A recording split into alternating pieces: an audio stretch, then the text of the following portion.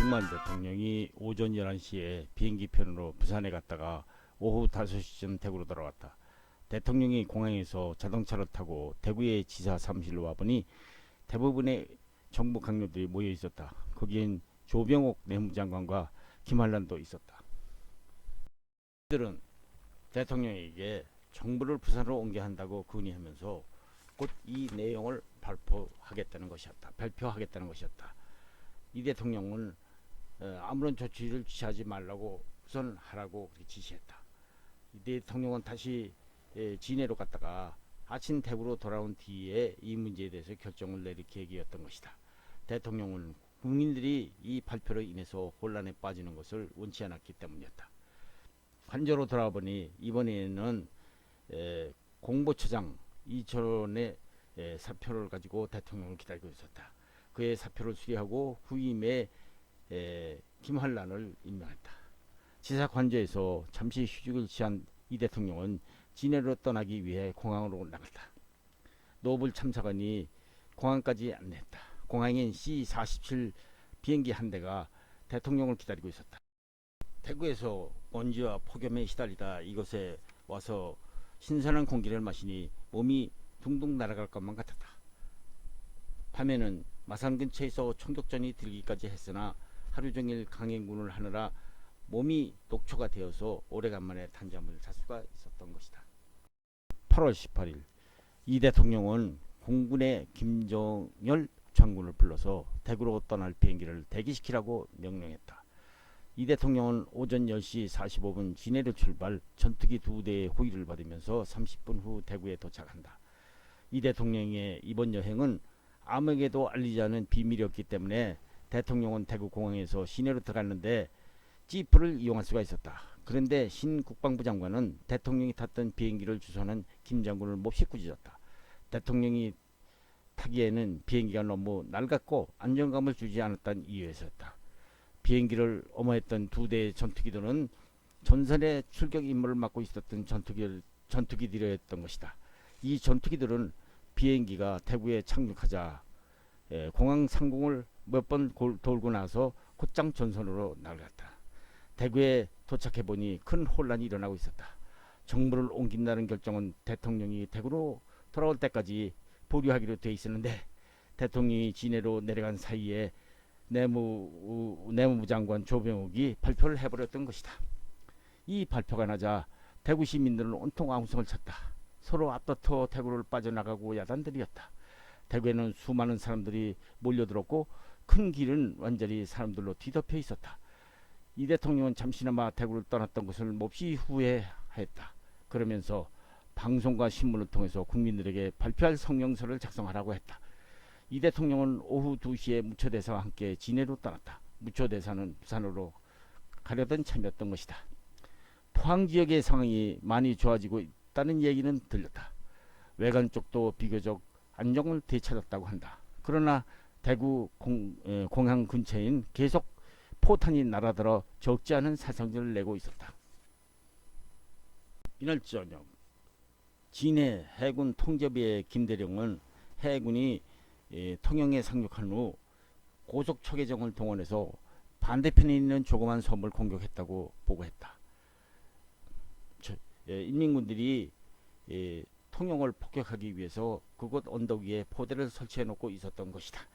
이런 상황 속에서 이 대통령은 아군 측의 반격이 너무 약하게 그리고 너무 늦게 이루어지고 있다는 사실에 몹시 화를 냈다.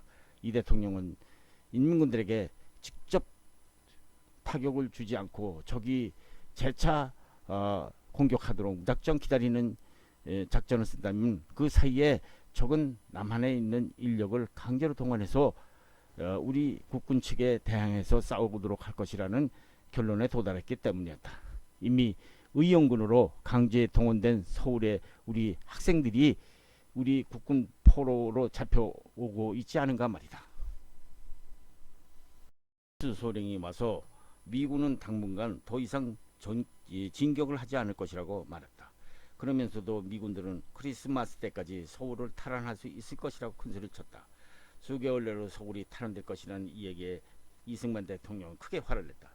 대통령은 수많은 사람들이 앞으로 다가올 겨울철에 어떻게 들판에서 노숙할 것이며 식량사정은 어떻게 할 것인가 하고 화를 냈던 것이다. 서울 시민은 물론이고 전국 방방곡곡에 있는 국민들이 그들이 가진 모든 채물과 식량을 공산주의자들에게 강탈한다고 있지 않은가 말이다. 그래서 많은 한국인들은 최소한 9월 중 이전까지는 인민군들을 물리쳐야 한다고 기대했다. 그렇지 않으면 중공군 증원부대가 투입돼서 사태가 더 악화될 것이 뻔한 노릇이었기 때문이었다. 이미 중공군은 이 전쟁에 개입하고 있었다는 것이었다. 북한 계리군 병력은 얼마 남지 않은 것이었다. 한국인을 돕기 위해서 파병된 어떤 흑인 병사들은 왜 한국인들은 같은 종족, 같은 형제끼리 서로 총구리를 겨누며 싸우느냐고 질문을 하곤 했다. 그들은 한국인들끼리 서로 사이좋게 지내면 모든 파괴 행위도 방지할 수 있느냐고 했다는 것이다. 그들은 또 이 전쟁에서는 아무도 승리할 수 없을 것이며 오직 이 강토만이 파괴될 뿐이라고 주장했다는 것이다. 이날 밤 이승만 대통령은 중대 결심을 했다. 대통령 도쿄에 있는 나가도 사령관에게 직접 찾아가 모종의 탐판을 지으려고 결심한 것이다. 결심을 굳힌 이 대통령은 부산에 내려가 무초 대사에게 도쿄행 항공편을 주선해 달라고 요청해서 아침에 떠나 나가도 장군과 회담한 후 아무도 모르게 돌아올 계획을 세웠다. 이 과정에서 의장대 사열 등 모든 공식 행사가 없을 것은 물론 19일 이 대통령이 비행기를 타고 진해에서 부산으로 가려던 계획은 비행기가 준비되지 않아서 큰 차질을 빚었다. 게다가 부산 근교 김해 공장에서 공항에서 부산 시내까지 도로 상정이 모두 나쁘다고 했다. 그래서 아침 9시에 조그만 배를 타고 떠날 수밖에 없었다. 다행히 날씨가 아주 청명해서 선박 여행은 그대로 견딜만 했다. 다만 조류와 바람 탓에 당초 계획보다 약간 늦어져 정오가 되어서야 부산항에 도착했다. 이 대통령을 찾아온 무초대사는 전반적으로 상황이 좋아졌다고 전하면서 대통령이 요청 내용을 곧 메가더 사령관에게 전달하겠다고 말한다. 대통령이 끈질기게 요구하고 있는 것은 첫째, 모든 한국군에게 즉시 무기를 공급할 것. 두 번째, 가능한 조속히 북진을 개시할 것. 세 번째, 무슨 일이 있어도 대구를 사수할 것 등을 3개항이었다. 이 대통령은 무엇보다도 대구를 포기하게 되면 국민들이 사기가 현저히 떨어지게 될 것이며 부산도 지키기 어려워질 것이라는 점을 말했다.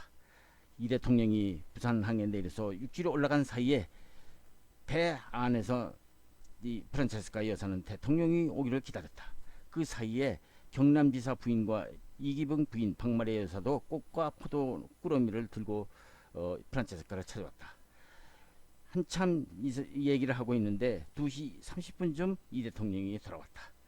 다시 뱃머리를 돌려서 3시간 후에 진해로 돌아왔다. 노블 참사관이 진해에서 기다리고 있었다. 막 대구에서 내려온 길이라고 했다. 미국 대사관은 한국 정부가 있는 곳에 항상 같이 있겠다는 방침을 정해놓고 있었기 때문에 노블 참사관이 항상 곁에 있도록 배치된 것이다. 이승만 대통령은 일요일인 20일에 대구로 비행하겠다고 미국 측에 통보를 했다.